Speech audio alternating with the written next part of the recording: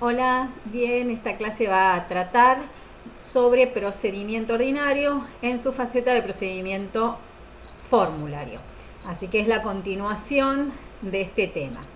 Nosotros habíamos visto primero el procedimiento ordinario, pero las leyes accionis, ahora es este procedimiento formulario. Bien, este procedimiento formulario en realidad aparece porque Roma fue expandiéndose, fue creciendo y ya había relaciones comerciales y surgían problemas entre un ciudadano romano o un extranjero, o también llamado los extranjeros peregrinos, y había también relaciones y problemas entre extranjeros o peregrinos entre sí. Con lo cual, cuando una de las partes no era ciudadano romano, los que no eran ciudadanos romanos no podían utilizar el procedimiento de la ley de las 12 tablas porque era exclusivo del ius qui willis y el ius qui willis era exclusivo de los ciudadanos romanos.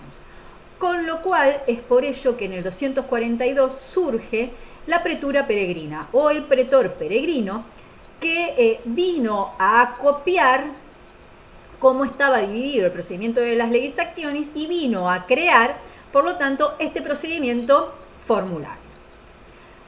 El procedimiento formulario entonces lo utilizaban los ciudadanos romanos cuando tenían un conflicto con un peregrino o cuando los conflictos eran entre peregrinos o extranjeros entre sí. Este procedimiento, obviamente, del procedimiento formulario era mucho más rico porque el pretor peregrino trajo muchas instituciones del Ius Gentium. Y entonces era mucho más rico. Y había un conjunto más de acciones. Mientras que el pretor urbano podía conceder acciones y estaba solamente estas 5 acciones de la ley de las 12 tablas, que luego con otras leyes se fueron ampliando, pero tenía estas 5 acciones, y la única manera de innovar era denegar acciones, y si denegaba las acciones entonces no había procedimiento.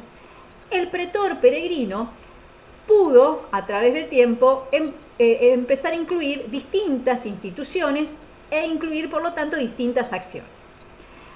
Nosotros sabemos que los pretores, la pretura era una magistratura ordinaria mayor que duraba un año y por lo tanto cuando asumía el cargo publicaba un edicto y el edicto duraba lo mismo que duraba el pretor, es decir, un año. Con lo cual lo que hacía este pretor peregrino era que cuando asumía su cargo publicaba el edicto y el edicto era un conjunto de acciones. Por lo tanto, que duraban ellas un año. Lo que se solía hacer, hay una parte del edicto que se lo conoce con el nombre de edicto traslaticium o traslaticio. ¿Por qué? Porque cuando el pretor dejaba el cargo, ese edicto se trasladaba, se copiaba textualmente, lo tenía que copiar el próximo pretor que asumía, lo copiaba tal cual, entonces se iba trasladando. Pero también lo que podía hacer el pretor peregrino era crear repentinamente una acción e incorporarla, a pesar de que ya estaba publicado hacía tiempo su edicto y le incorporaba. Esto es lo que se conoce como edicto repentino. Es decir, las partes acuden al pretor peregrino, ven que no hay ningún tipo, en el edicto que había publicado, no había ningún tipo de acción que se podía adecuar a esta situación, entonces el pretor repentinamente crea e incorpora una acción. Entonces por ello se dice que este procedimiento formulario fue mucho más rico. El procedimiento formulario dice, se va a extender a los ciudadanos romanos. Lo van a poder ir utilizando los ciudadanos romanos. Porque el ciudadano romano se dice, se empieza a dar cuenta que dice, si yo soy ciudadano romano, tengo un conflicto con otro ciudadano romano, voy a tener que recurrir sí o sí al pretor urbano y al procedimiento de las acciones de la ley. ¿Y cuántas acciones tengo? Y tengo 5. Tengo 5 acciones de la ley que me puede otorgar el pretor urbano alguna de ellas o no, me puede negar la acción. En cambio, dice, cuando yo, ciudadano romano, tengo un conflicto con otra persona que no es ciudadano romano, tengo un conjunto más de acciones que me puede otorgar el pretor peregrino. Y en el caso que no haya una acción, me la puede crear en forma repentina e incluirla en su edicto. Entonces, con el correr del tiempo, muchos dicen que este procedimiento formulario se amplía también a los conflictos entre ciudadanos romanos. Muchos dicen que fue la Lex Aebutia que autoriza a los ciudadanos romanos a utilizarlo, pero que no fue para todas las cosas. Lo que se permitió es que la litis contestati oral de la condictio fuera reemplazada por una fórmula similar a lo que era este acuerdo. La fórmula era un acuerdo escrito de este procedimiento formulario, que solamente se ponía por escrito cuando el pretor había otorgado la actio per condictionem, que se reclamaban sumas ciertas de dinero por la lex Cilia o una cosa determinada, cuando se le había concedido para reclamo de cosa determinada por la lex Calpurnia. Con el tiempo y todo un proceso, el pretor urbano, que siguió ejerciendo su imperium, se empezó a través de ficciones a otorgar ciertas extensiones de estas fórmulas escritas, y luego hizo que desaparecieran la jurisdicción entre lo que fue el pretor urbano y el pretor peregrino, y amplió el procedimiento formulario para todos. Este procedimiento formulario es muy parecido a lo que fue el procedimiento de las acciones de la ley, porque también estaba dividido en estas dos etapas. Era un proceso oral, la única parte escrita era la fórmula. Y específicamente las novedades que se dan en este procedimiento es que las partes fueran representadas en el juicio por otras personas, y que se conoce con el nombre, a los representantes se conoce con el nombre de cognitor si había sido nombrado públicamente frente al adversario y testigos, o sin esta formalidad tomaba el nombre de este representante de procurador ad litem, que era el que cuidaba al representado en todo el proceso, en todo el litigio. El actor la otra novedad es que el actor hacía su pedido de acción no en base de palabras solemnes de la ley de 12 tablas, sino en estas cláusulas y acciones que contenía el edicto del pretor peregrino, y la litis contestatio, que era el acuerdo oral verbal que habían realizado las partes en presencia del pretor en el procedimiento de las acciones de la ley, se transforma o se denomina acá fórmula, y la fórmula va a ser un acuerdo escrito que realizaban las partes en presencia del pretor peregrino, y que consistía este escrito en unas tablillas enceradas de madera y selladas por las partes y el pretor. Y eso era lo que contenía la decisión de las partes. Con respecto a este procedimiento, entonces, sucede lo mismo. Es un procedimiento que ya dijimos, primero entre un ciudadano romano y un extranjero, o extranjeros entre sí, que se lleva a cabo frente a un pretor peregrino, y que luego fue ampliado por la Lex Aebutia. El procedimiento formulario va a empezar con esta misma etapa, con la etapa in iure, haciendo una in ius vocatio, esta intimación oral, el actor frente al demandado, en días de mercado, en lugares públicos, frente a testigos, en donde, hecha la in ius vocatio, el demandado podía concurrir inmediatamente, o podía comprometerse ir otro día dejando una garantía, o se podía negar a ir, y aquí, si se negaba a ir, ya no puede el actor utilizar la fuerza para llevarlo ante el magistrado, sino que no la va a poder utilizar, y se castigaba esta reticencia del demandado de presentarse, ante el magistrado con la entrega provisoria de la cosa reclamada, o también lo podían poner el pretor al actor en posesión del patrimonio o parte del patrimonio del demandado. También es en este momento que se está haciendo el injus vocatio, donde se nombraba al representante, dependiendo, que ya dijimos, o el cognitor o al procurador, de acuerdo si se lo hacía públicamente o no.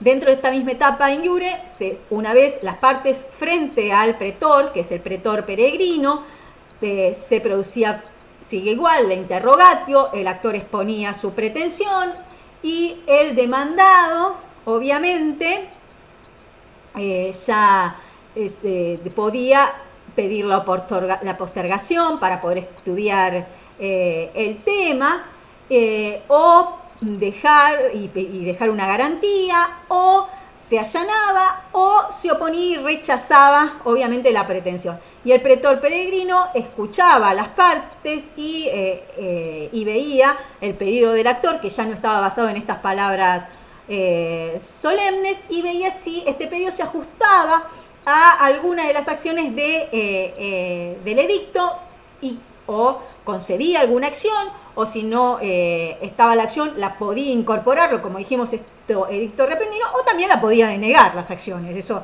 también estaba en consideración, todo del pretor peregrino. Es aquí que en el caso de que conceda alguna acción frente al rechazo, obviamente, del demandado, es aquí que aparece la fórmula que es este acuerdo, un acuerdo escrito realizado por las partes con la colaboración y en presencia del pretor peregrino, que iba a estar dirigida al juez y que contenía todo el programa de razonamiento lógico que tenía que seguir el juez para poder dictar sentencia. La fórmula, repito, es la única parte del procedimiento formulario que es escrita. Todo era un proceso oral. Sigue siendo igual que el procedimiento de las acciones de la ley, con la única diferencia que esta fórmula reemplaza a la litis contestatio y que es la única parte escrita. Esta fórmula vamos a ir desmenuzando esta definición. La fórmula era un acuerdo escrito. ¿Por qué era escrito? Y porque alguna de las partes o las partes quizás no eran ciudadanos romanos y por lo tanto no hablaban latín. Entonces, al ser escrita y no manejar este idioma, daba una mayor seguridad jurídica y hacía que el contenido se vaya siendo cada vez más complejo y más rica. La fórmula, la redacción de la misma la empezaba a redactar el actor, que tenía a la vista el edicto del pretor, y el pretor estaba, obviamente el pretor peregrino estaba ahí cerca para ver y si que incorpore bien la acción y si era esa la acción que tenía que incorporar y la acción que le había concedido.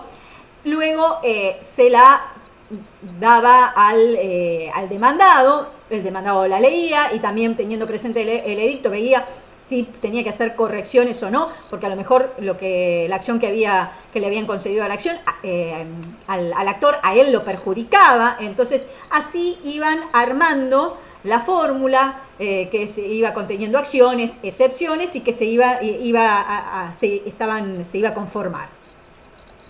Y por lo tanto, para saber obviamente qué acciones convenían y qué excepciones convenía pedir de este edicto, los litigantes comenzaron a utilizar y a buscar asesoramiento de personas que estén especializadas en la redacción, obviamente, de la fórmula, y esto es el antecedente de lo que nosotros conocemos actualmente como los abogados, como lo que somos nosotros hoy en día. El pretor estaba y tenía que vigilar cómo se redactaba la fórmula y ver lo que incluían también, porque obviamente que esta fórmula contenía todo el razonamiento lógico y que tenía que dirigirse al juez, porque el juez tenía que leer el contenido de la fórmula, con lo cual el pretor vigilaba de que el contenido sea lo más claro posible, porque luego, como esa fórmula iba a ser dirigida al juez, el juez tenía que leerla, que entenderla y en base a eso dictar sentencia, con lo cual si la fórmula era inentendible y no era conducente, no podía dictar sentencia y por lo tanto, por eso tenía que estar en presencia del pretor para que fuera lo más clara posible.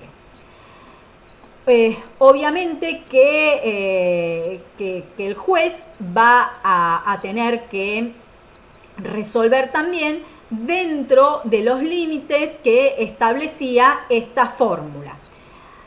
Con lo cual, el juez, en esta segunda etapa, en la etapa apud iudicem, sigue siendo un juez privado, elegido por las partes de una lista o de un álbum, que no tenía conocimientos técnicos, que no estaba obligado a a dictar sentencia, porque si no se llegaba a resolver la cuestión podía, ya sea por sí o también por el auxilio del concilio de los jueces, podía devolver la cuestión al pretor para que puedan elegir las partes otro iudex. El juez tampoco recibía ningún tipo de remuneración y se basaba, las pruebas siguen siendo iguales, es la prueba confesional que surge del interrogatorio de las partes, la prueba testimonial que es la ofrecida por las partes y también se seguía utilizando prueba mediante exhibición de objetos que estaban relacionados con las causas o inspecciones de los jueces a los lugares sobre los cuales se estaba hablando, se estaba discutiendo. La sentencia, ya dijimos, va a dictar sentencia ya sea por sí o ayudado por el concilium de este grupo asesor de juristas que tenía, ponía punto final a la cuestión, era inapelable, eran pecuniarias, salvo que la fórmula contenga una parte que después ahora la vamos a explicar, que era la iudicatio, donde se pedía adjudicación de bienes porque eran procesos que trataba sobre la división de herencias, de condominios, de límites confusos, de bienes societarios. Si el demandado no cumplía, obviamente, con la sentencia, quedaba abierta siempre la vía ejecutiva.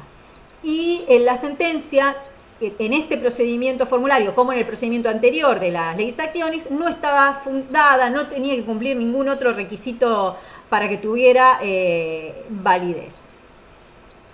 Bien, con respecto a las partes o cláusulas de las fórmulas, porque las fórmulas tenían partes o algunos las llaman cláusulas, hay un conjunto de cláusulas que se las conoce como partes o cláusulas ordinarias, elementales o también se le da el nombre de esenciales. No necesariamente todas las partes de las fórmulas tienen que estar, pero casi siempre una fórmula debe contener sí o sí la demonstratio o la intentio y la condenatio o una intentio o una condenatio, pero que figure una sola parte de la fórmula, por ejemplo, un intentio o solamente una demonstratio, esto no es realmente una fórmula. Por lo menos tiene que tener la demonstratio y la condenatio, o el intentio y la condenatio, o el intentio y la adjudicatio. Bien, vamos a ver, porque yo le estoy nombrando parte de la fórmula, ustedes no saben qué partes son. Bien, las partes que son, las llaman, dependiendo de los autores, de partes ordinarias, elementales o esenciales, tenemos la demonstratio. La demonstratio se trata de mostrar el objeto sobre lo que trata el proceso, es decir, sobre qué cuestión se está discutiendo, qué tipo de proceso es. Por ejemplo, se trata sobre la compraventa de un esclavo. Bien. La otra parte es la intentio.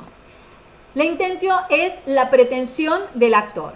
Por ejemplo, el actor realizó una compraventa de un esclavo y no le pagaron el precio. Entonces lo que está solicitando es que se le paguen los 100.000 haces por la compraventa del esclavo estico.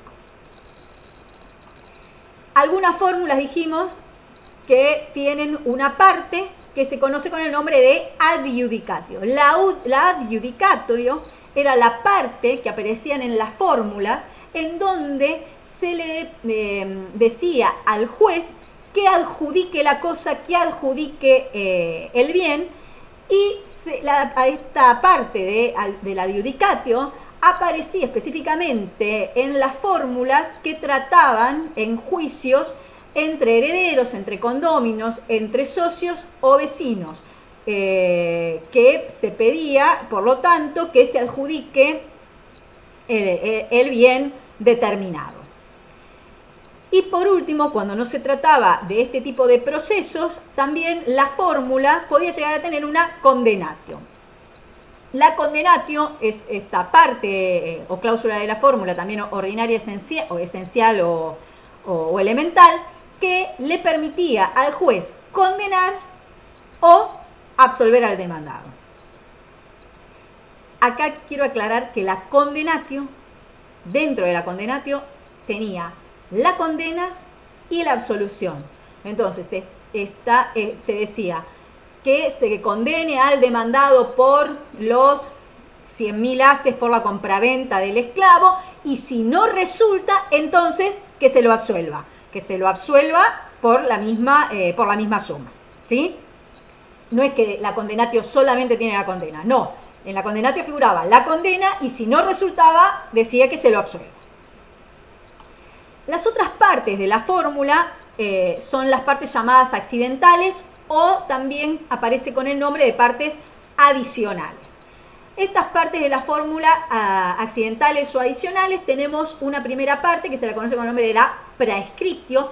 Acuérdense que praescriptio era por este prefijo prae, que significaba que cuando aparece este prefijo prae en una palabra, significa que va primero, que está primero. Entonces, la prescriptio, si una fórmula tenía prescriptio, la prescriptio iba a figurar primero. Y lo que tenía que hacer el juez, lo primero que tenía que hacer el juez, era leer la prescriptio. Establecida en un primer momento a favor del actor, luego las prescriptios se establecieron a favor de los demandados, y muchas veces se confundían las prescriptios con las exceptios, pero no. Una cosa es una prescriptio, otra cosa es un exceptio. Son mucho más claras las prescriptios a favor de los demandados. Son mucho más claras y en realidad casi todas decían lo mismo. ¿Por qué? Siempre la prescriptio a favor del demandado decía siempre y cuando no haya pasado más de un año. ¿Por qué?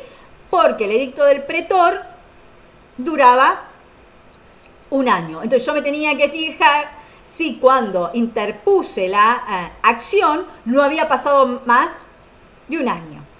Con lo cual, lo que se le decía al juez es que lea la prescriptio antes de ver todo el contenido y el resto de la fórmula. Debía fijarse si el tiempo que transcurrió, los hechos que se estaban relatando y que dieron motivo a esa acción con la iniciación de la misma, no había ya caducado el derecho.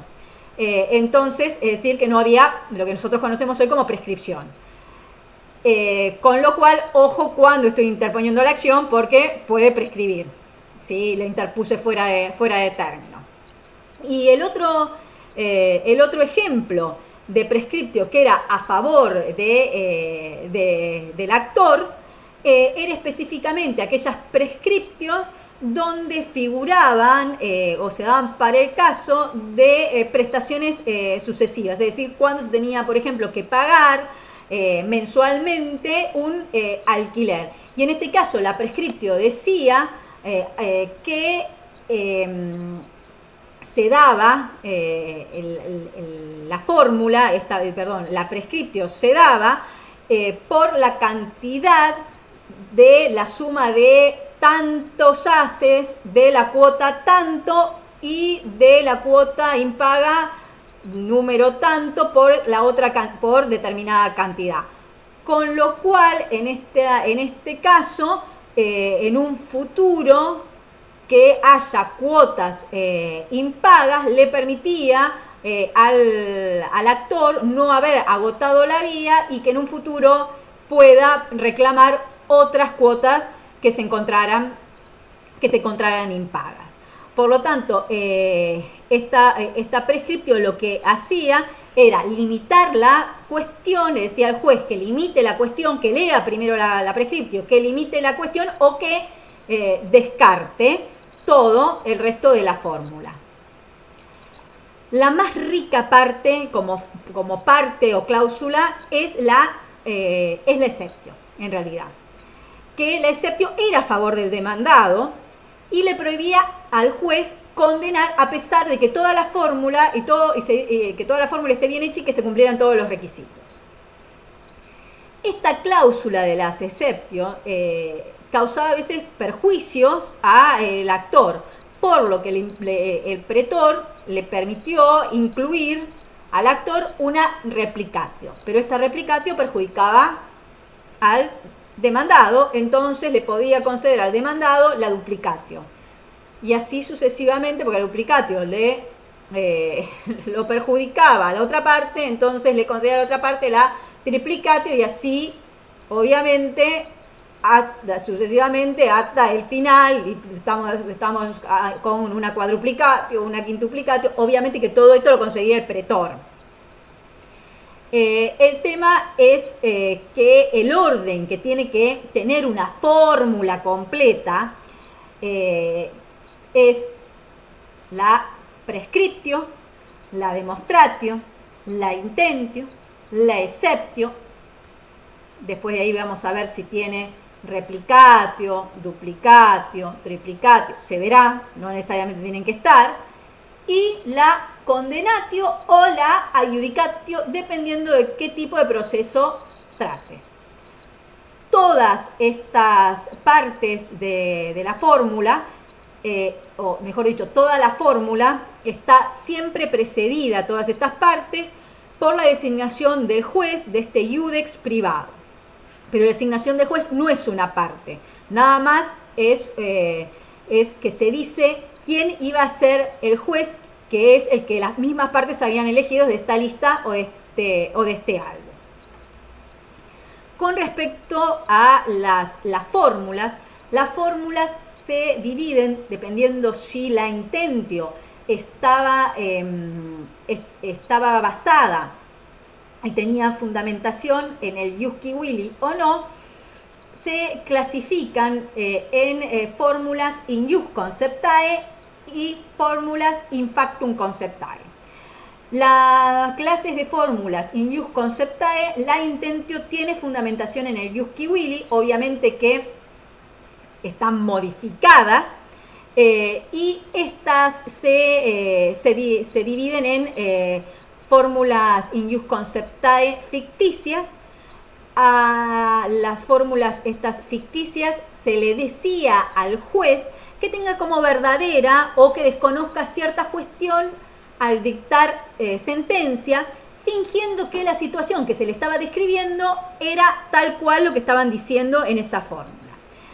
Es el típico caso, por ejemplo, de que una persona había perdido la posesión de una cosa que en realidad no podía intentar una acción del ius qui willi, que era la acción reivindicatoria, porque solamente la podían llegar a intentar los propietarios. Entonces se fingía como que era el propietario y que había tenido la posesión y la había adquirido por el transcurso del tiempo y se le decía el plazo, pero en realidad no había pasado, pero se fingía y por eso se le permitía reclamar la misma.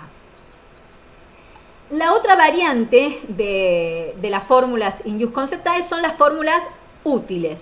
Acá también las fórmulas útiles son una variante de las fórmulas ficticias.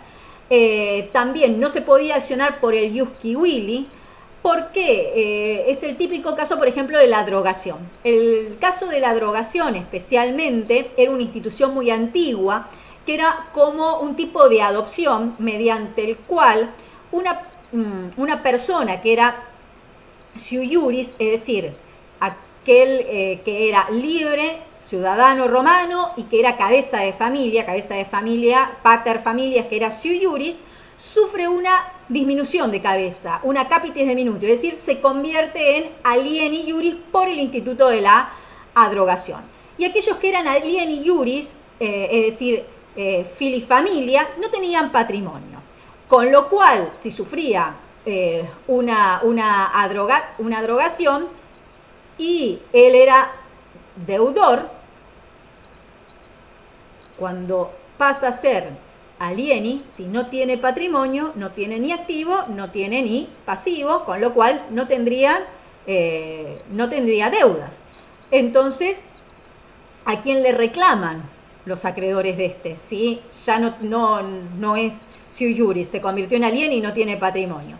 Entonces, ¿qué se da por estas fórmulas útiles? También se crea un tipo de ficción mediante el cual los acreedores de esta persona que era sui iuris en su momento y ahora se transforma en alieni, se fingía como que todavía no había sufrido esta disminución de cabeza, este cambio en su estatus, como que seguía siendo sui iuris y por lo tanto se podía ir contra este.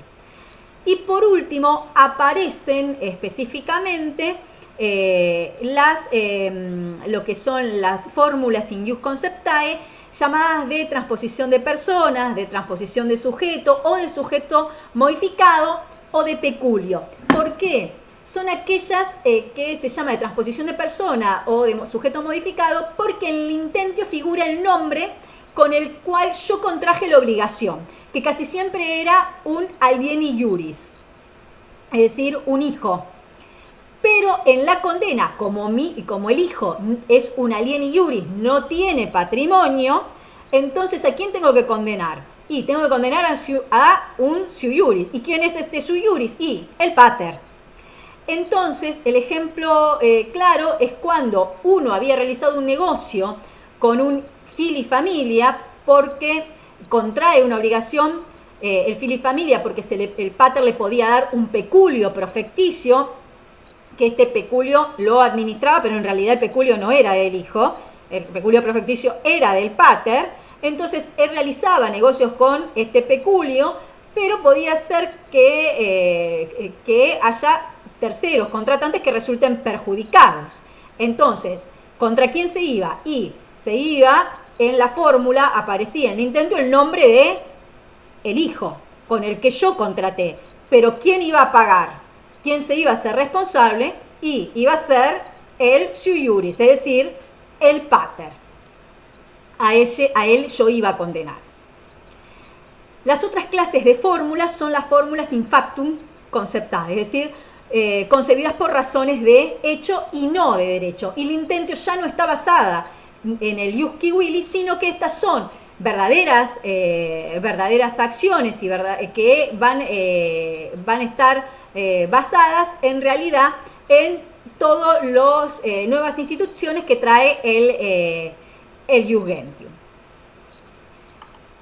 Bien, vean que este procedimiento es mucho más rico, es mucho más ágil y que obviamente que lo empiezan a utilizar, este procedimiento formulario, lo empiezan a utilizar todos por la gran cantidad de acciones que comienzan a existir. Tenemos también que ver que el pretor, además de su ejercicio dentro del procedimiento y su función dentro del procedimiento ordinario, también tenía y podía hacer uso de los medios extraprocesales, es decir, otorgaba medios extraprocesales porque están fuera del procedimiento. Dentro de estos medios extraprocesales tenemos los interdictos.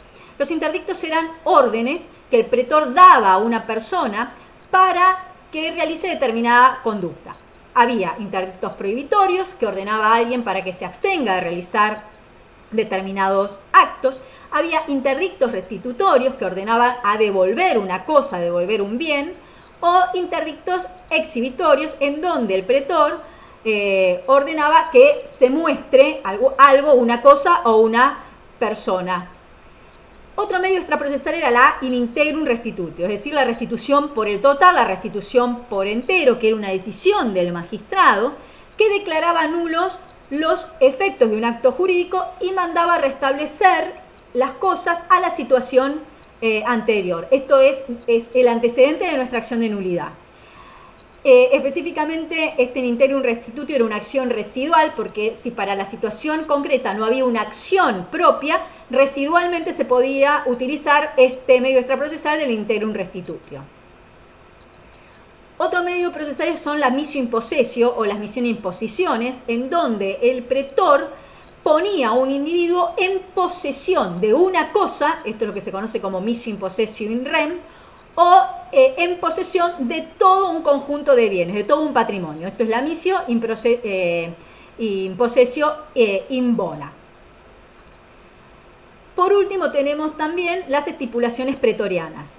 Estas estipulaciones pretorianas eran promesas solemnes que el pretor podía obligar a los ciudadanos que realicen para dar nacimiento a una obligación o para reforzar obligaciones preexistentes. Con lo cual, a partir de estas promesas, con lo cual hacían hacer una obligación o reforzaba una ya que existía.